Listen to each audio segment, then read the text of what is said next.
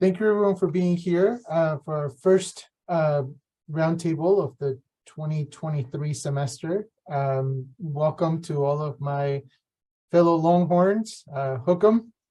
We're really thrilled to have Alex Chaparro-Silva here with us today. He is an intellectual historian and doctoral candidate in history at UT Austin. He holds a BA and an MA in history from the Universidad Nacional de Bogotá. His work explores the role of hemispheric mobilities and connections played in configuring political projects and collective identities in the Americas during the 19th century. He is interested in the history of democracy and revolution, the centrality of print culture in the making of ideas, of race and citizenship, and the forging of a Latin America vis-a-vis the United States. Thank you, Alex, for joining us today and all the way from Santiago, Chile. It's great to have you back virtually at Bancroft. So please go ahead and get to it. Thank you. Thank you for the introduction. Thanks to Christine and Jose Adrian for inviting me to the Bancroft Roundtable. I'm truly honored to be here. I also want to especially thank the Friends of the Bancroft Library for awarding me the Bancroft Library Summer Study Award. This talk is the direct result of my weeks of research funded by this generous fellowship. Finally, thank you all for attending this presentation and for making room in your calendars on this Thursday to listen to my thoughts. Today, I'm speaking, as Jose Adrian said, from Santiago de Chile, where I've been doing research for my dissertation during the last weeks. The image that you see here is a picture taken by me of Valparaiso Street in San Francisco in California. This picture shows the lasting influence of the 19th century on the present. It echoes the historical connections between Valparaiso and San Francisco. Most people don't know this, but one of the first neighborhoods in San Francisco was founded by Chileans, many of them from Valparaiso, and it was called Chilecito, Little Chile, or Chiletown. The neighborhood was destroyed in July 1849 because of racial hatred and mining rivalries. This story is, of course, part of the bigger story that I want to tell you all today. I have divided my talk in three parts. In the first one, I will discuss how California and the Latin Americans who went there during the gold rush shaped the idea of Latin America during the mid-19th century. In the second part, I will talk about the possibilities and challenges of assembling a hemispheric archive dispersed across a vast geography. And finally, I will finish my presentation with a brief exploration of the archives held at the Bancroft Library that have been particularly useful for writing this history. These reflections are a part of one of the chapters of my dissertation, so for me, it's especially important to be here to receive all kinds of comments, questions, and suggestions. So without further delay, let's begin. In general terms, my dissertation analyzes how Latin American writers came to the US during the 19th century, particularly during the mid-19th century, and offer a sophisticated comparative reflection on democracy and race relations in both Americas. I argue these transnational crossings were important for several reasons. First, these transnational crossings propelled debates over slavery, citizenship, and immigration in Latin America. They had a decisive impact on the making of racial ideologies in the region. Second, these transnational crossings produced social and political knowledge about US democracy and race relations. And third, these transnational crossings not only shaped Latin American political landscape, but also greatly influenced US public opinion and intellectual life. I am particularly interested in analyzing the ways these writers published hemispheric newspapers and books in the US, sponsor intellectual circles and political clubs in cities such as San Francisco, New York, and New Orleans, and established transnational correspondence networks to engage with the political problems common to the American hemisphere. The key word here is hemispheric mobilities. We need to keep digging into the notion of movement in history and keep rethinking spatial conceptions and spatial trajectories in order to enrich and complicate the kinds of questions we can ask as historians. So I follow Latin American writers, men and women, who went north and wrote about democracy and race relations in the US. These writers pursue varied political agendas and adopted diverse attitudes and discourses towards the US. This is a small but significant group: journalists, historians, philosophers, sociologists, geographers, scientists, and businessmen who often occupied government and diplomatic positions. Although most of the available documentary evidence points to a male-dominated public sphere, raising important questions about the gender relations of power embedded in this hemispheric print culture, my project also features female intellectuals who came north and published in newspapers across the Americas, such as the Mexican Laura Méndez de Cuenca, the Colombian Amalia Mosquera, and the Argentinian Eduarda Mansilla. Here in this slide, we can see Eduarda Mancilla's US travelogue published in 1882. She wrote her travelogue during the Civil War and Reconstruction. Her travelogue is a very rich account of US politics, and it gives us a very interesting perspective about US women during this period.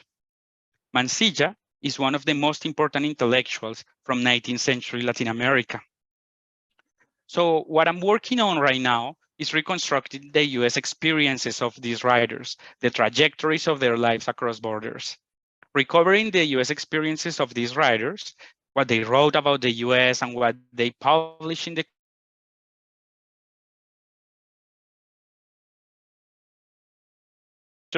for the history of the relations between Latin America and the US, and for US history itself. So we can decenter the historiography of 19th century observers of US democracy away from the North Atlantic in general and from Alexis de Tocqueville's democracy in America specifically. In fact, right now I'm working on an article about the ways Latin American intellectuals engaged with Tocqueville's depictions of the US during the 19th century and what he wrote about Latin America. As I said before, one of the chapters of my dissertation is about California and the making of the concept of Latin America during the mid-19th century. California was a very important scenario for the making of the idea of Latin America in several meaningful ways. For a bit of context first, the idea of Latin America emerged during William Walker's invasion of Nicaragua in 1856. There are two fundamental references here. First, the Colombian José María Torres Caicedo's famous poem titled Two Americas, which was originally written in September 1856 and published in February 1857 in the newspaper El Correo de Ultramar in Paris. Its translation reads, "The race of Latin America finds itself confronted by the Saxon race, mortal enemy now that menaces to destroy its liberty and banner." 3 months before Torres Caicedo's poem, the Chilean Francisco Bilbao coined the term Latin American race, raza latinoamericana, and talked once about the hemisphere as Latin, Saxon, and Indigenous America, América Latina, Sajona, e India, in a public lecture given in Paris. Torres Caicedo and Bilbao are considered to be the fathers of the concept of Latin America. In 1965, Uruguayan scholar Arturo Ardao became the first one to address the history of the concept of Latin America. For him, the emergence of Latin America can be explained by the transatlantic spread of racial ideologies, the rise of Pan-Latinism, US predatory imperialism in the region, and the revitalization of regional projects of unity in the context of US expansionism. The previous ideas about the Spanish American race, the Spanish race, and the Latin race gave shape to the idea of Latin America as a geopolitical entity. There is a very rich historiographical discussion about the history of the concept. Works by Mónica Quijada, Michel Gova, and Mario, among others, discuss the origins of the concept, the intellectual context, and the most significant settings for its making, and its intended geopolitical and ideological uses during the 19th century. What all these works teach us is that the concept of Latin America emerged as a racial and ideological construct elaborated simultaneously throughout the Atlantic world. Latin America was a collective transnational invention elaborated simultaneously from Mexico, Panama, New York, and Paris during the 19th century. My argument here is that California played a significant role in the making of the idea of Latin America during its early stages. In his book, Path of Empire, historian Ames McGuinness brilliantly shows how the emergence of the concept of Latin America cannot be fully understood without considering the making of US empire in Panama during the gold rush, the racial conflicts between Panamanians of African descent and white US Americans who were crossing the isthmus, and the calls for the unity of the Latin race in the hemisphere to counteract US aggressions in Central America. In addition to this, I would like to highlight the importance of California in the shaping of the concept in other meaningful ways. First, California played a fundamental role in the political imagination of Latin American writers before the gold rush. Latin American writers, as well as US writers, used to frame the differences between both Americas in racialized terms during the independence of Texas and the Mexican-American War. US continental expansion was presented by many of these writers as an inevitable civilizational confrontation, initially between the English and the Spanish races, and later between the Anglo-Saxon and the Latin races. This can be seen here in this translation of the Mexican newspaper El Siglo XIX in 1842, which commented on the war with Texas and US ambitions in California. We have said 1,000 times that the English race and the Spanish race are destined to dispute the dominance of the American continent due to the ambitious nature of the former.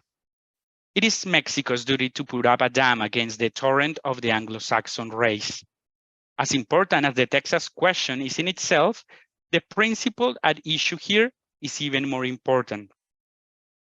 What is the principle at issue here? The principle at issue here is that the conflict was not merely between the US and Mexico anymore. It was between two Americas and two races. In this regard, some Latin American writers and newspapers documented the situation of the Californios living during the US invasion and subsequent US Anglo government. They wrote about it as a cautionary tale about the consequences of this civilizational clash and pointed out the lack of unity of the Latin race in the America as one of the main problems. A Panamanian newspaper, for example, described to its readers the sad spectacle of the old Californiana race, la vieja raza californiana, who is now a stranger in her own land and is emigrating from there to Mexico. The Californiano is gradually disappearing before the lively ardor of the vigorous Anglo-Saxon race. A Chilean journalist also wrote, "There they are, California and the remains of her Mexican population, where all the peoples of a race can study the condition to which they will be subjected in the near future." California was key then for affirming the idea of a racial divide within the American hemisphere and the teleology of a racial battle between both Americas. This racialized rivalry not only expressed two alternative paths to democracy in the New World, but also appeared to be the engine of the immediate future. Second, in this regard, California was also important for elaborating the idea of slavery as the imprint of Anglo-Saxon civilization in the US. Many Latin American writers saw the potential establishment of slavery in California and New Mexico as the engine of both the US-Mexican War and US ambitions in the West. The discussion about slavery in California and whether it should be allowed or not in the state was followed very closely by Latin American intellectuals and gave way to several discussions about how slavery was one of the most important defining traits of Anglo-Saxon expansion and of US democracy. Slavery was imagined as the dividing line between both democratic Americas. A Mexican newspaper wrote satirically from a US perspective, linking the conquest of California, the establishment of slavery, and ideas about the Anglo-Saxon race in the following terms. Oh, California, what a land of milk and honey. Who can be surprised that we, who belong to the enlightened Anglo-Saxon race, wish to wrest that marvelous region of the globe from men so barbarous that they don't want to keep the Africans in slavery or banish the Indians from their native soil? We want to colonize it with the noble lineage of our champions of freedom, to enslave the Negroes and exterminate the Indians. These ideas allowed Latin American writers to emphasize the moral superiority of Latin American democracy and denounce the injustice of US expansionism. The abolition of slavery and the proclamation of legal equality and white citizenship were imagined as the cornerstones of Latin American democracy and civilization during the mid-19th century.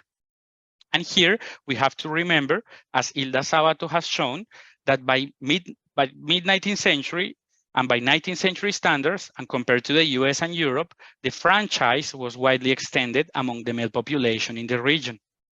These ideas about the more democratic nature of Latin America will be at the center of the making of the concept during these decades. And third, Spanish language newspapers printed in California also played a very significant role. They circulated amply in California and south of the Rio Grande as sources of news about what was happening in the state. The Anglo press in the US often responded to these newspapers, and some of these articles were reprinted in Latin America as well. We still have a lot of work to do in order to reconstruct these debates and the circuit of readers of these publications in California, the US, and Latin America. Some Spanish language newspapers printed in California were concerned about US expansionism in Mexico, Central America, and the Caribbean, and with ideas about the alleged superiority of the Anglo-Saxon race over the Latin race. They sought to develop a political and cultural critique of the US, drawing a contrast with the history of Latin America or Spanish America, while deploying this racial imaginary about the Latin races and the Anglo-Saxon races in the hemisphere. Some of these publications also denounce the racial violence against Californians, Mexicans, and South Americans in California, often drawing a contrast with Latin America. For example, El Clamor Público, printed in Los Angeles by Californio Francisco Ramirez, supported several times the formation of an American League formed by the Latin race against the American Saxon race. Ramirez also chronicled the conflict between the Latin race and the Anglo-Saxon race in California and the hemisphere, and affirmed that the rivalry between the two races is pronounced in a somewhat irreconcilable way. He also talked about Latin America and the states of the Latin race in America. These Spanish language newspapers printed in California were also very important spaces to elaborate the idea of Latin America and Latin American civilization as linked to democracy and in opposition to Europe. These newspapers are filled with essays contrasting the democratic spirit of the American hemisphere against the obscurantism, privileges, and hierarchies of monarchical Europe. As La Voz de Chile, published in San Francisco, wrote in 1867, Latin America, despite its incessant revolutions, is not as barbaric as the European world of Christianized kings. Latin America was also called Democratic America in the publication. In another article, the editor of La Voz de Chile justified capital punishment for Maximilian in Mexico, asserting the genuine democracy of the region and affirming the total impossibility of the European monarchical rule in Latin America. The role played by these publications was not a minor one. Although there was a lot of internal debate and controversy among these publications, what is true is that these newspapers brought together a very important sense of identity and belonging to their Spanish language readers, and shaped what has been called by scholars such as Fernando Purcell and Juan Poblete, the first pan-Latin community in the US. The newspaper La Voz de Chile, for instance, explained several times to its readers the importance of creating intellectual circles and charitable organizations for what they called us, nosotros, the members of the Spanish American race, la raza hispanoamericana. In 1864, another newspaper, La Bandera Mexicana, announced the founding of the Chilean Patriotic Society of California, hoping that all the members of the Latin race, Chileans and other Spanish Americans, would join this association.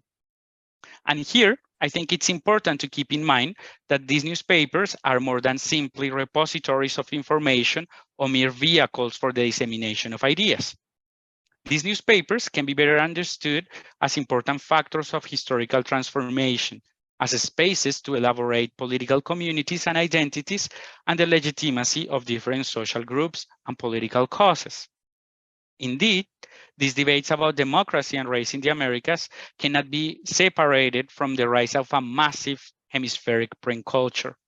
According to Nicolás Canelos and Helvetia Martel, San Francisco was the epicenter of the longest running and most financially successful Spanish language newspaper in the US from the 1850s through the 1870s. These publications were of themselves transnational in content, production, and circulation, and to this day remain scattered through different archives, libraries, and digital repositories in the Americas. And here, I cannot emphasize enough the importance of preserving, recuperating, digitizing, and also, and very important, contextualizing these Spanish language newspapers printed in California, the need for initiatives to recuperate them and make them available for free. There are many issues of these newspapers in several archival repositories in Latin America. I have found 19th century Spanish language Californian newspapers in archives and libraries in Mexico, Colombia, and Chile. For example, here is an issue of El Eco del Pacífico in a Chilean repository. And here is an issue of La Voz de Chile, now housed in the Colombian National Archives in Bogotá. Hopefully, one day we can bring them together in a digital repository and reconstruct the circuits of readers in the US and Latin America, and analyze their impact as a whole in the hemisphere. In order to properly contextualize these newspapers and have a more accurate understanding of the real impact of these publications, we have to analyze them as hemispheric historical artifacts to go beyond California and the US. And of course, the opposite is also true. We have to start digging into the multiple ways Latin American newspapers printed in Spanish and English were read, discussed, and reprinted in the US. Here is an example.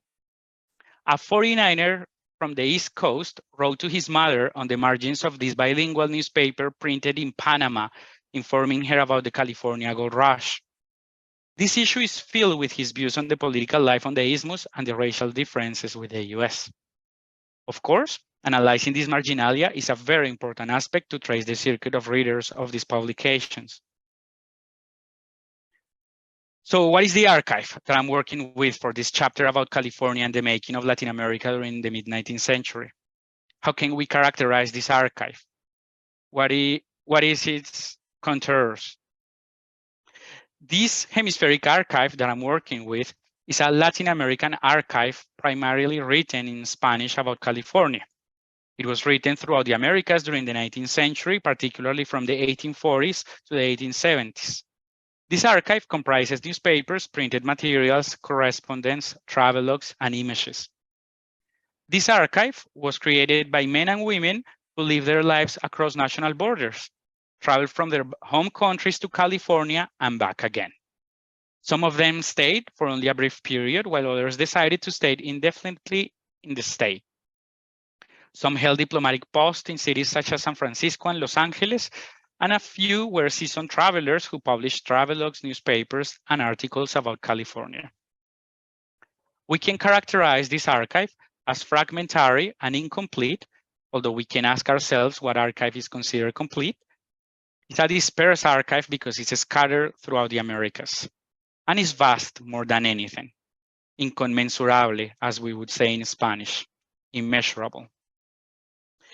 As scholars working on hemispheric studies have taught us, hemispheric history implies tracing particular trajectories and exchanges more than engaging with the whole Western Hemisphere in a comprehensive sense.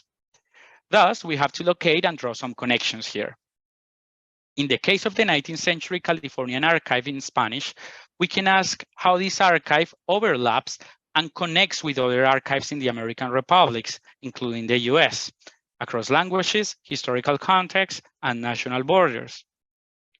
Showing how the 19th century Californian archive in Spanish is intertwined with other archives in the Americas can help us better understand, for example, the historical dimensions of the gold rush as a global event, the multiple ways the countries and peoples from Latin America shaped California during the first decades of statehood, and how California as an idea and as a geographic reality informed the idea of Latin America and contributed to shaping the region. For example, the role played by Californians, Chileans, and Mexicans, Mexicans, and Peruvians during the gold rush and the racial violence experienced by many of them has been documented by scholars such as Roberto Hernandez, Jay Monaghan, and Fernando Purcell. However, we know less about other Latin American 49ers coming from Central America, Colombia, or Argentina. We still don't have monographs about the Chilean newspapers published in San Francisco during the 1850s and the 1860s. And we don't have intellectual biographies of their editors either. For me, it's important to expand our archival gaze in order to complicate our assumptions about all these aspects.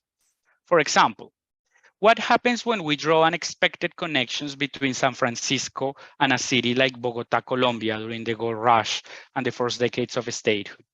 What can we discover? Debates about immigration, slavery, democracy, racial conflicts, economic opportunities, and also complaints against the Colombian government because of the delays in the payments to its diplomatic envoys. How do these reports, the reports of the Colombian consul in San Francisco during the second half of the 19th century, illuminate the role of racial violence in the making of California and the presence of other Latin Americans in the state? How do these reports illuminate the circuits of circulation and reading of Spanish language newspapers printed in California beyond California and US borders? Why is asking all these questions important? It's not only important as diplomatic history of Colombia or the history of Colombians during the gold rush or the history of California in the first decades of statehood or the history of publishing in the Americas. It's important, I think, because by reading the history of Latin America through a Californian lens and vice versa, the history of California through a Latin American lens, we can potentially enhance and also challenge our historical understanding of nation formation, migration, identity, capitalism, and racial violence. We can better understand how the local shapes and becomes what we consider the global and vice versa. I also think asking these questions is important, not only because they invite us to write more intricate histories and to complicate our explanations about historical processes, but also because they push us to engage in a more collaborative work with scholars from different disciplines and backgrounds and from different institutional affiliations across the hemisphere. I think that's why this is important. So finally, the third section, and probably my favorite one, what does the Bancroft Library have for researchers and people interested in learning and writing about Latin Americans in the making of California and California in the making of Latin America during the 19th century? So by the way, as an aside, today I just came across some papers of the Chilean consul in San Francisco buying office supplies for the Bancroft company associated with the Bancroft family in the 1870s. So I think that's very, very interesting. Serendipity in action. So I would like to highlight some of the Bancroft collections that have been particularly important for my research. First, Spanish language newspapers and all kinds of printed materials published in California from the 1850s to the 1880s. The Bancroft holds issues of publications such as El Clamor Público, El Eco del Pacífico, La Voz de México, La Bandera Mexicana, La Voz de Chile, La Crónica, El Tecolote, El Eco de la Raza Latina.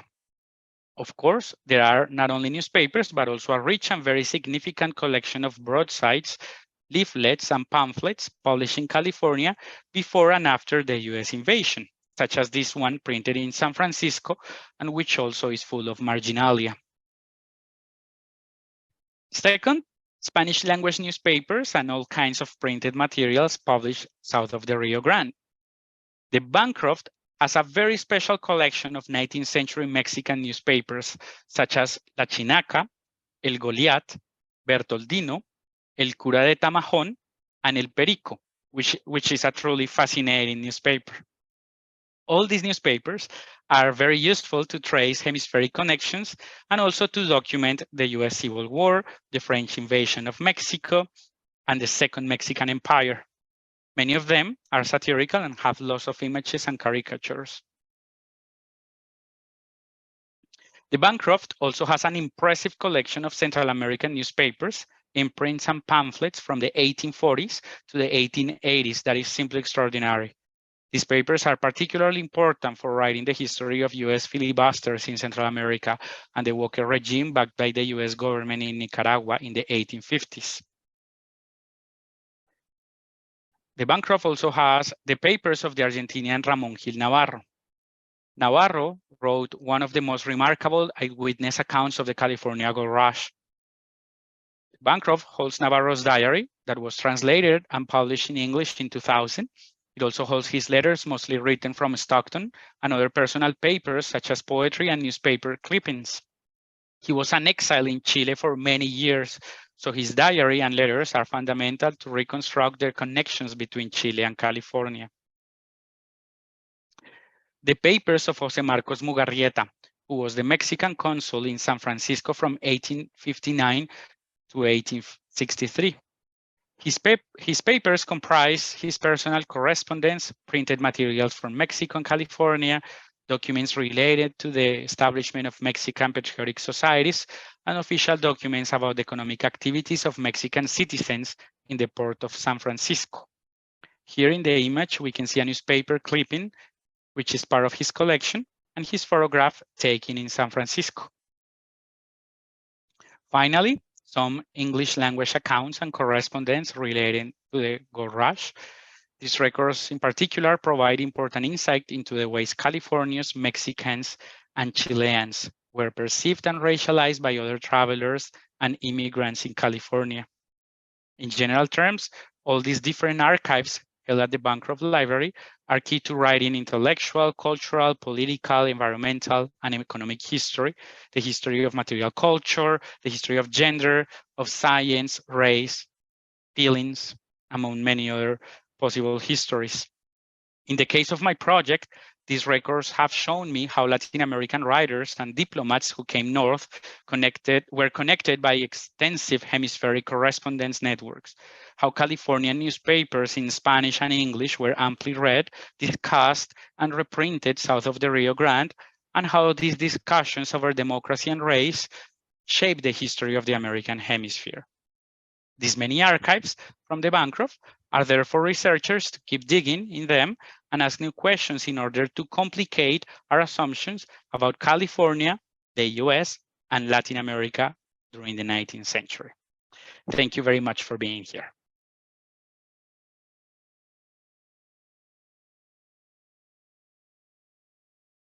Thank you, Alex. That was fantastic. So we're gonna open it up to any questions, comments, suggestions.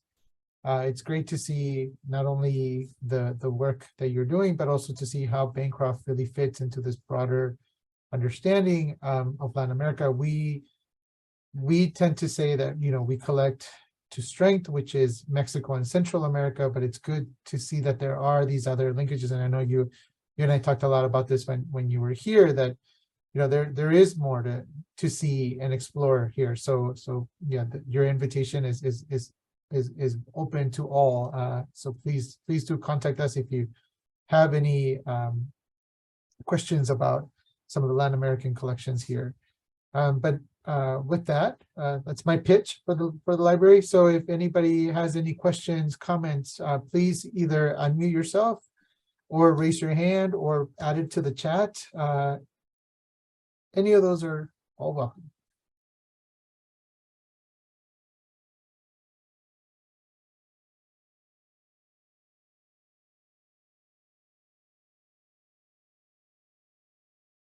Oh, fine, I'll go first.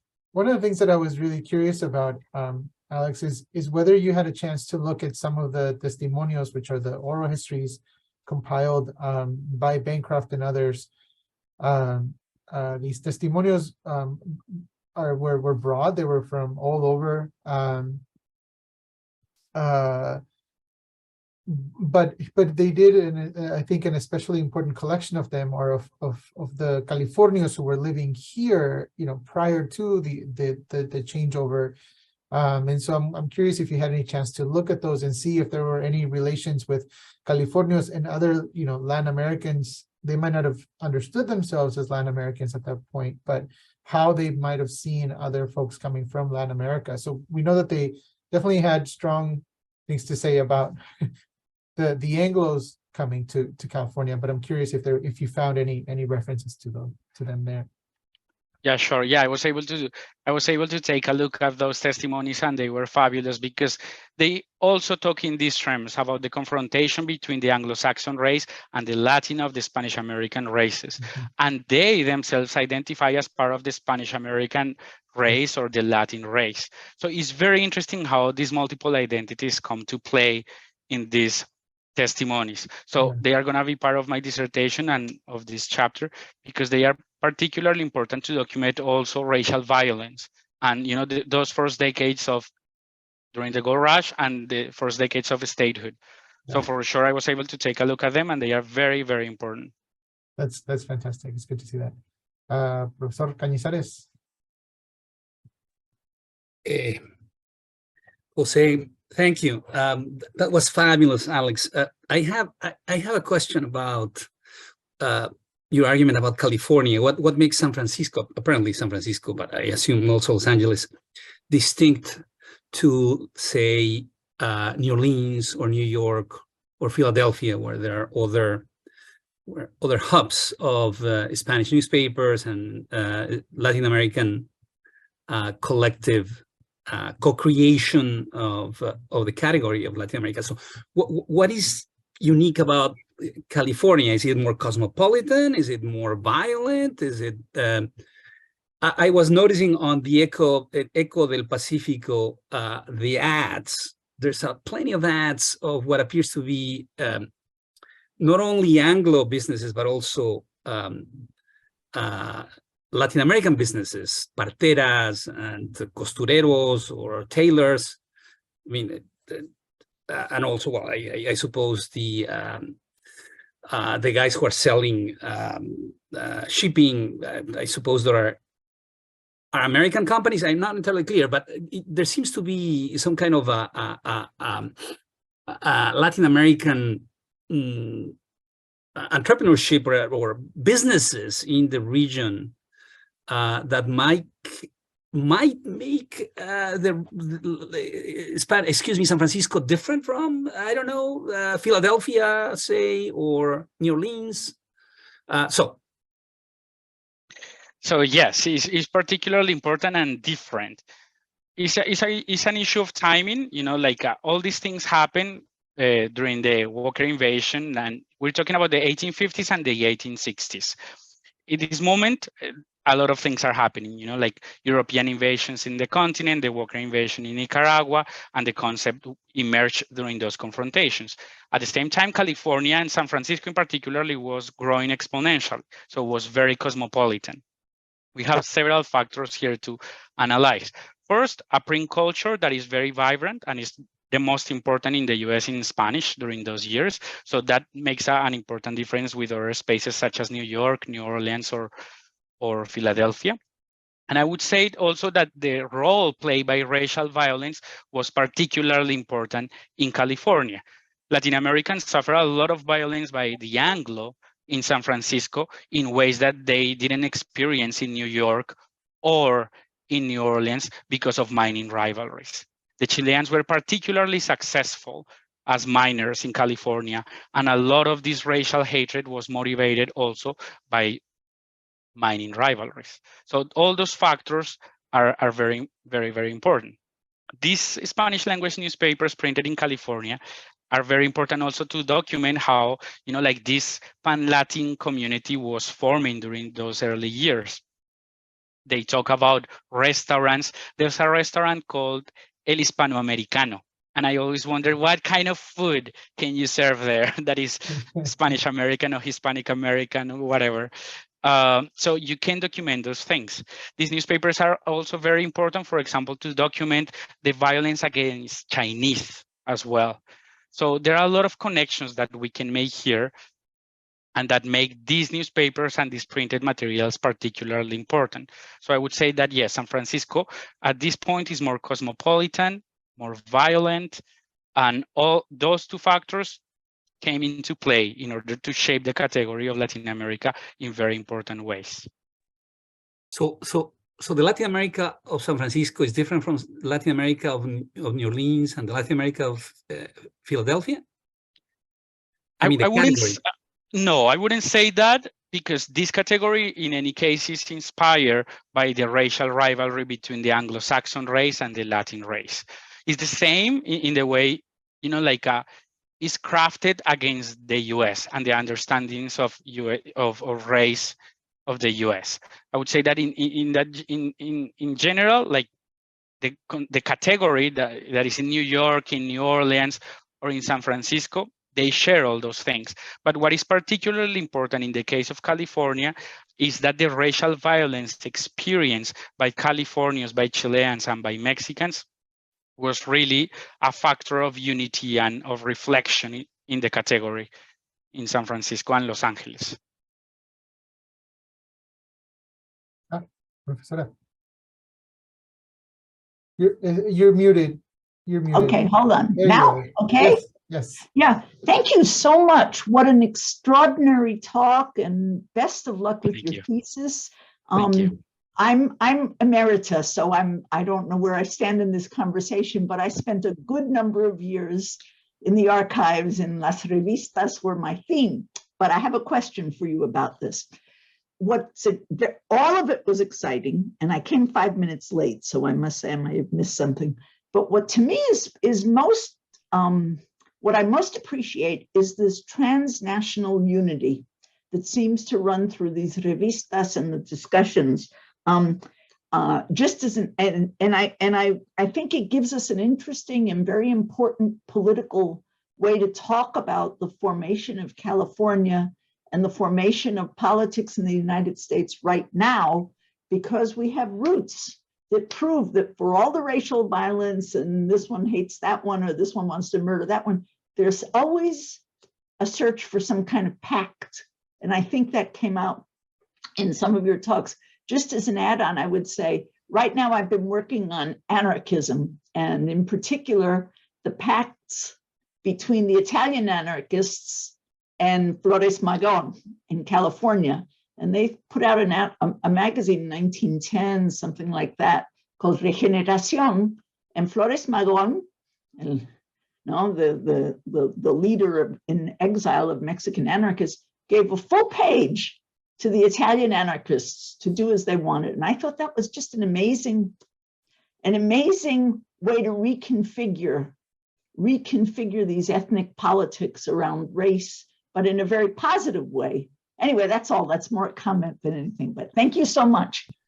Actually, thank you very much. Thank you very much for your comment. And actually what you're saying just makes me think of, there's a Colombian woman. She was very important for anarchist politics in California. Her name is Blanca de Molcareano.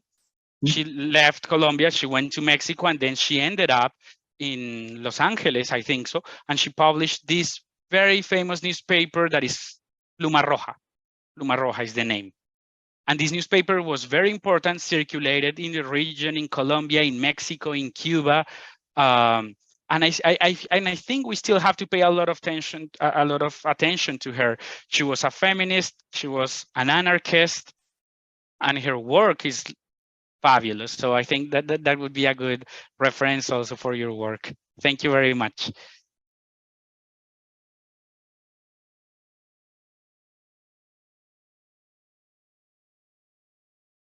Thank you. Yeah. Any other questions? Yeah. Hi, Alex. Thank you for the talk. I wanted to sort of ask, in a lot of my own reading on the concept of Latin America, and as you talked about, right, there's often a dichotomy drawn, right, of moral superiority for Latin America over Anglo-America. And so I'm curious in your court, like the archives, how you found, again, sort of right, that contrast, what did they find inspiring, influential, sort of complementary in Anglo-America from that, in whatever materials you've had? Yeah. Thank you, Nico. That's a very good question, because Latin Americans in general were fascinated by the economic prosperity of the US and by the technological advances in the country. You know, it's amazing to read, like when they chronicle about railways, about, you know, like traveling so fast. So I think there's a sincere admiration of the country for all the economic opportunities and economic prosperity. And that's very important. And, you know, like, of course, we know more about the fascination with the political model, but what I'm finding is that there's a fascination with the political model, but also there's a very strong critique against US democracy, and there's a more nuanced perspective of the country. But I would say that in general terms, the fascination with the economic prosperity is there from the beginning of the century to the end. Of course, there's a very strong critique against, you know, time is money and all these capitalistic attitudes and everything. But I would say that capitalistic ethos, but in general terms, the economic prosperity would be there at the top as one of the things that they admire the most about the US. Yeah. Thank you, Robert, for that question. Nicolas, welcome. Hi, Jose. How are you? Good to see you. It's good to see you. Hi, Alex. Thank you for your talk. It was really great. I'm going just to lower my hand. Yeah. Okay, Alex. Thanks for your talk. I think it's fascinating. Okay, we have talked about this so many times, so I'm really glad to hear you like talking about this in public. Alex, so Robert and I have the same questions, but I have another question related to that. And it's like, have you find any reactions to within this Latin American group in the United States to other, we can say, imperialist ventures? Like you mentioned about, for instance, French Empire in Mexico, but also talking about, for instance, filibusters in Cuba, or Spain attempts to reconquest Santo Domingo, or to reconquest I forget the name of the islands, these ones in Chile, actually, Chile and Peru, those parts. Because what I found fascinating about this, it's at least from some documentation that I have found, is that we can find also some kind of unexpected solidarities. Right, like for instance, like these Latin American diplomats supporting Spain because the United States were trying to take Cuba. So we have like this documentation, like supporting Cuba, supporting the Spanish crown against the United States. So I don't know if you have find something about your documentation, especially like in California, since like there are so connected to Chile, and there was like, for instance, a Spanish attempt to recover some islands in Chile during the 19th century. So that's my question. Thank you. Thank you, Nico. That's a great question. And actually, yes, you know, in the 1850s and in the 1860s, in these newspapers printed by Latin Americans, there's going to be an intense critique of Spain, actually, for what's happening in Cuba, for slavery, for the monarchical rule there, and in Puerto Rico and in the Dominican Republic. We have to remember that in the 1860s, Spain tried to invade Ecuador, Chile, Peru. So there's a constant critique against Spain because Spain means slavery, and slavery, you know, like these Latin Americans were fighting against slavery and were criticizing the US because of slavery and also Spain.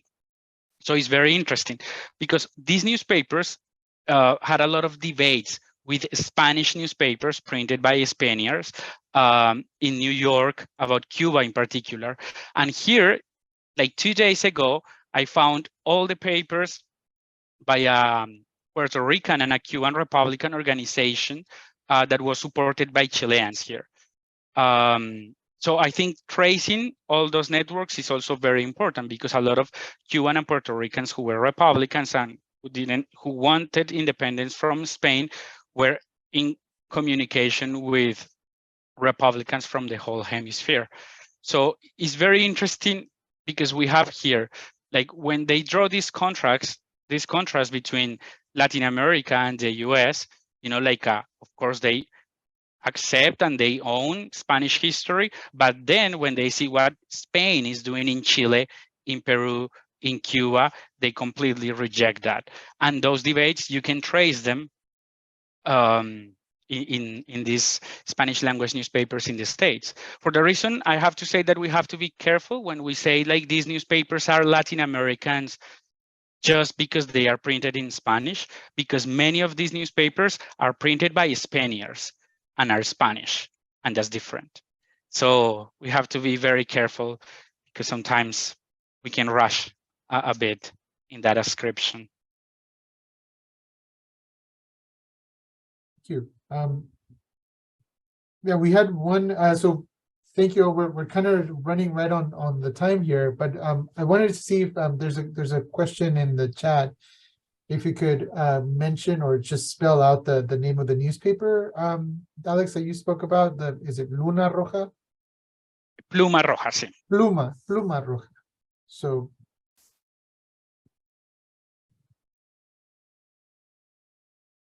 And her name. One last query, if possible. Sí, sí. Robert Echeverria mentioned that, or well, your answer to Robert's question was that there was a critique of race among the excuse me, that they were very much they admire U.S. technology and U.S. Economics, but I wonder whether the critique of slavery also implied a critique of the political economy of the United States, whether the association with high technology and all these speed and etc. was also connected to a critique of race and white supremacy and land dispossession of indigenous peoples and the brutality of the slave trade in the Cotton Kingdom. Kind of Baptiste avant la lettre, I mean, the kind of current historiography in the United States, but in the mid-19th century. Yeah, totally. You know, for me, it's very interesting to see all these discussions in historiography today, because those are the kinds of discussion that they are having in the 19th century, of course, with other words, but they are those discussions. And of course, there's a very strong critique of two things, like US capitalism as linked to slavery and as linked to indigenous dispossession of land. And it's very, very strong. And of course, there's a condemn to that. But at the same time, for example, with all the technological and advances, and there's a total fascination. I want to write actually an article about that, because that affects also the conceptions about time, about temporality, when you're able to travel faster. And those things are experienced by many of them for the first time here. For example, I found in a travelogue recently the fascination with ice. A guy ordered a whiskey and the whiskey came with ice. And this guy was from Cartagena, Colombia, and he was amazed by having ice in the glass of whiskey. So I would say that you have both. You have both. You know, like and the critique. You know, in terms of political economy, is very well grounded.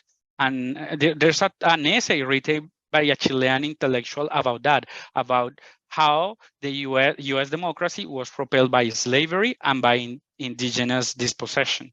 And of course, that's part of my dissertation, because it's a brilliant critique and a brilliant understanding of what's happening in the country. Well, that's thank you. Thank you, everyone, for coming. This was a wonderful discussion, and thank you, Alex, for joining us all the way from Santiago. And we look forward to seeing the publication and everything else. We just can't wait. Let us know if you need anything. Reach out. And we will be having our next one next month. So